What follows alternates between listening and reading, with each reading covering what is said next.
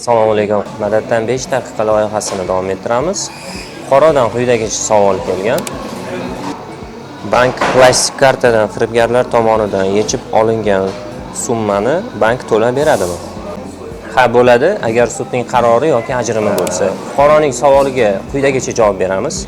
Agar fuqaroning nomiga onlayn kredit rasmiylashtirilgan bo'lsa, ya'ni begona shaxslar tomonidan firibgarlik holati bo'yicha kredit rasmiylashtirildi. Fuqaro holat bo'yicha ichki ishlar organlariga murojaat qiladi. Ichki ishlar organlari tomonidan holat bo'yicha tergovga qadar surishtiruv, tekshiruv, tergov harakatlari olib boriladi hamda fuqaro tergov organi tomonidan jabrlanuvchi deb topilgan taqdirda bank tomonidan, ya'ni undirilayotgan qarzdorliklar, kredit foizlari, neostoyka summalari undirishi to'xtatiladi. Bunda ichki ishlar organi jabrlanuvchi deb topilganligi to'g'risidagi qarorni yoki sud o'z ajrimini bank kredit tashkilotiga yuboradi.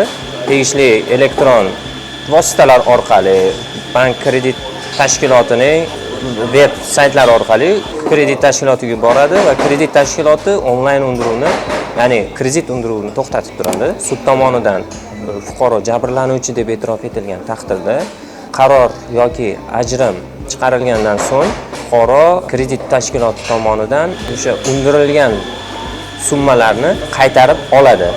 Bank tashkiloti o'sha sudning qarori yoki ajrimi asosida undirilgan summalarni fuqaroning bank plastik kartasiga tushirib beradi. O'z huquqlaringizni bilishda davom eting. Bizni kuzatib boring. Xayr, salomat bo'ling.